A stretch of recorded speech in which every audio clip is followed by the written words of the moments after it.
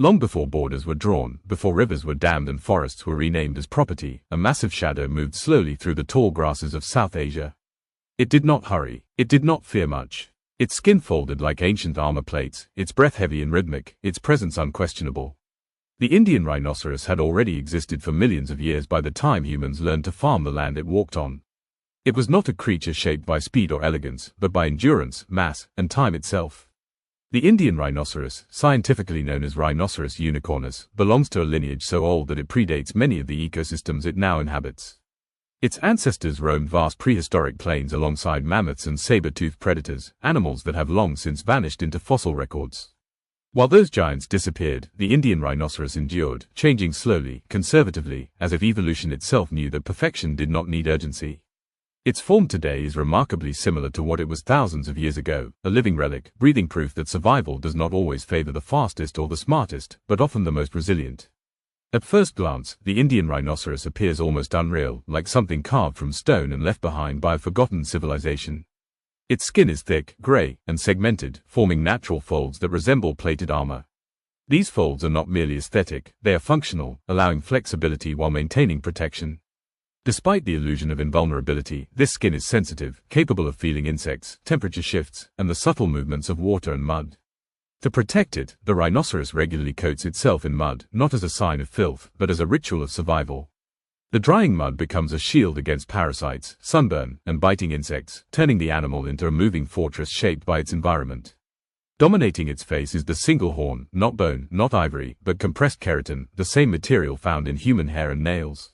This horn has no magical properties, no medicinal value, yet it became one of the most dangerous burdens an animal could carry.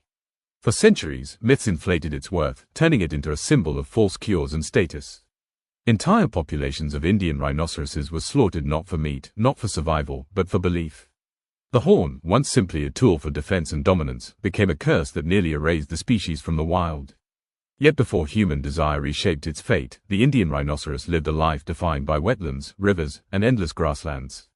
It is an animal deeply tied to water. Floodplains, marshes, and riverbanks are not just habitats but lifelines. Seasonal floods, often destructive to human settlements, are essential to the rhino's world. Floodwaters renew the grasses it feeds on, shape the land, and maintain the open landscapes that allow such a massive herbivore to thrive. Where water flows freely, the Indian rhinoceros follows. Despite its size, often exceeding 2 tons, this rhinoceros is not aggressive by nature. It is solitary, deliberate, and largely indifferent to others of its kind outside mating periods or territorial disputes. Each individual occupies a loose home range, overlapping with others but rarely forming true social bonds.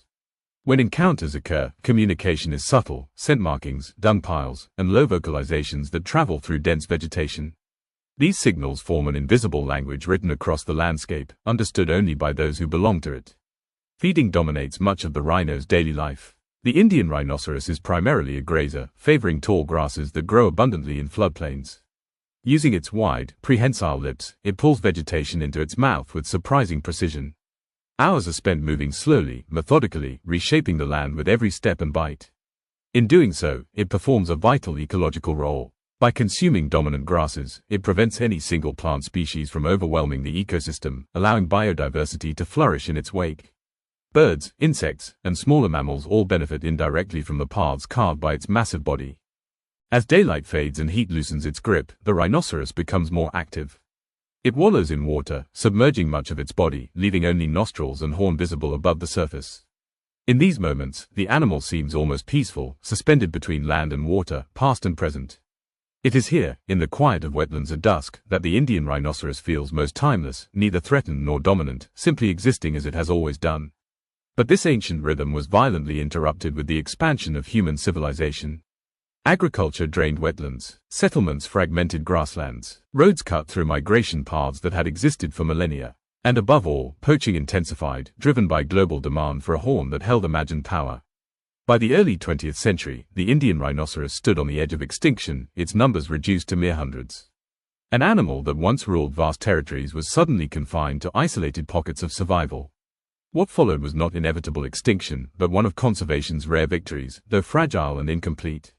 Protected areas were established, anti-poaching laws strengthened, local communities became guardians rather than enemies. Slowly, painfully, the Indian rhinoceros began to reclaim fragments of its former range. Its survival became a symbol, not of dominance, but of coexistence, proof that even the most ancient creatures can persist if given space, respect, and time.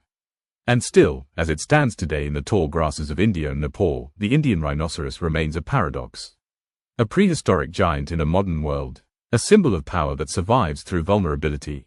A reminder that extinction is not always loud or sudden, sometimes it is quiet, creeping, and reversible, if action arrives before silence does. As the Indian rhinoceros slowly reclaimed fragments of its former territory, a deeper truth became clear to those who studied it closely. This was not merely an animal returning to the land, but a force reshaping it. Every movement of its heavy body altered the environment in subtle but permanent ways. Where it walked, paths formed. Where it fed, grasses renewed themselves differently. Where it wallowed, shallow pools became breeding grounds for insects, amphibians, and birds. The rhinoceros was not a passive resident of the ecosystem, it was an engineer, quietly designing landscapes without intention or awareness. Its sheer mass gives the illusion of simplicity, yet the life of the Indian rhinoceros is governed by delicate balances. Heat regulation is a constant challenge. Without sweat glands capable of cooling such a large body efficiently, water becomes essential.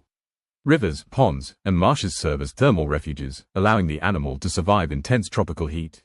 During the hottest hours, it remains submerged or inactive, conserving energy in a way that reflects an ancient evolutionary wisdom. Survival, for this species, is not about constant motion, but about knowing when stillness is the safest choice. The senses of the Indian rhinoceros are often misunderstood. Its eyesight is relatively weak, limited in clarity and range, yet this is compensated by an acute sense of smell and sensitive hearing. The world, for the rhinoceros, is not primarily visual but olfactory. Scents carry stories, who passed through, how recently, whether danger or opportunity lingers in the air. Dung piles, deliberately placed and revisited, act as communication hubs, silent bulletin boards that convey dominance, reproductive status, and territorial boundaries. To humans, these signs are invisible or meaningless. To a rhinoceros, they are essential information shaping daily decisions. Aggression, when it occurs, is rarely random. Most conflicts arise between males competing for access to fertile territory or receptive females. These encounters are brief, explosive, and dangerous. Despite their size, Indian rhinoceroses can charge with astonishing speed, their bulk transforming into momentum capable of crushing bone and vegetation alike. Horns clash, bodies collide, and dust rises, but such battles are rarely fatal. Evolution has shaped these confrontations to establish dominance without destroying the participants. Survival depends on restraint as much as strength. Reproduction is slow, another factor that once pushed the species toward extinction. Females give birth to a single calf after a long gestation period of over 15 months. The calf remains dependent on its mother for years, learning migration paths, feeding habits, and safe wallowing sites through observation rather than instruction. This extended childhood creates strong maternal bonds, yet it also limits population growth. Every loss, every poached individual, echoes through generations, slowing recovery in ways numbers alone cannot express.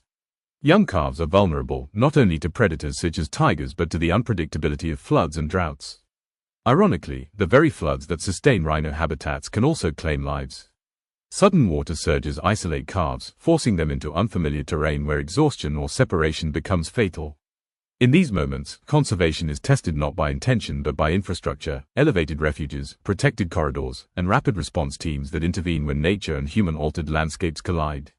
The Indian rhinoceros exists in constant negotiation with humanity. Protected areas have saved it, yet they have also confined it. As populations grow within limited reserves, space becomes scarce. Territorial disputes increase. Human-wildlife conflict intensifies along boundaries where crops replace grasslands. A rhinoceros wandering beyond park limits is not acting aggressively, it is following instincts shaped long before fences existed. But modern landscapes are unforgiving, and tolerance is fragile. Still, there is something profoundly symbolic about the Indian rhinoceros standing its ground in the 21st century. It does not migrate across continents. It does not adapt rapidly to urban environments. It does not hide. Instead, it survives by remaining exactly what it has always been: large, slow, demanding space and respect. In a world that rewards flexibility and speed, the rhinoceros survives through insistence. Conservationists often describe this species as a success story, and by many metrics, it is. Numbers have increased. Extinction has been delayed. Yet success is a dangerous word. It suggests an ending, a resolution. The truth is far more fragile. Every generation of Indian rhinoceroses lives under the shadow of the last century's collapse. Their recovery is not guaranteed, it is maintained, day by day, patrol by patrol, decision by decision. When dusk settles over the floodplains and mist rises from the grass, the rhinoceros becomes almost mythic again. Its silhouette cuts through the haze, horn first, body following like a moving hill. In these moments, it feels unchanged by time, untouched by history. But the quiet carries weight. It is the quiet of survival hard-earned, of a species that has already looked extinction in the eye and turned away, not through speed or intelligence, but through endurance. And endurance, in the end, may be the Indian rhinoceros's greatest legacy. The modern world presses in from every direction, and the Indian rhinoceros feels this pressure not as a sudden shock, but as a constant narrowing of possibilities. Roads slice through ancient floodplains, invisible at first, then permanent. Human settlements expand with quiet inevitability, replacing grasses with concrete, wetlands with controlled channels. None of this happens violently in a single moment. It happens gradually, politely, legally.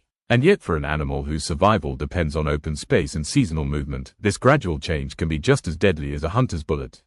Poaching, though reduced, never truly disappears. As long as the horn holds imagined value in distant markets, the threat remains alive. The tragedy lies in its absurdity.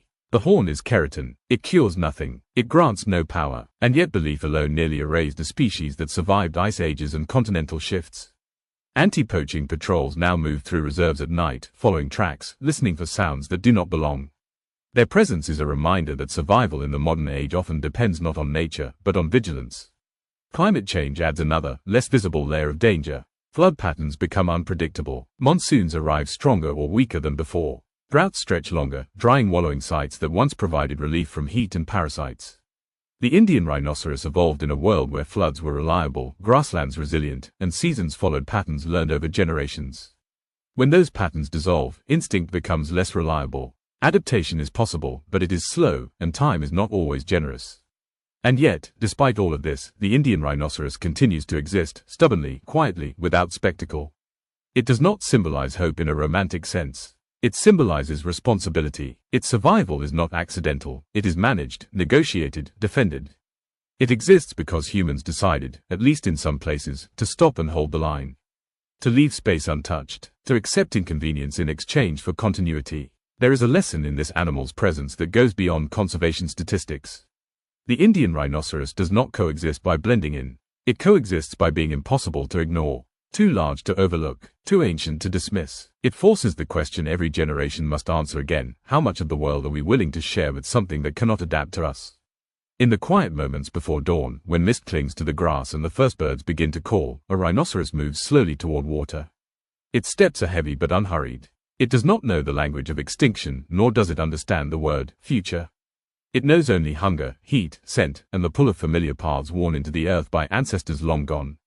That knowledge has been enough for millions of years. Whether it will remain enough depends not on the rhinoceros, but on us. The Indian rhinoceros stands today as one of the last witnesses of a world that once belonged entirely to giants. Its continued existence is not guaranteed, but it is possible. And possibility, in a time of irreversible loss, is no small thing. As the camera pulls back and the animal disappears into the tall grass, the story does not end. It pauses, waiting for the next decision, the next generation, the next choice that will determine whether this ancient presence remains a living being, or becomes only another memory carved into stone and textbooks.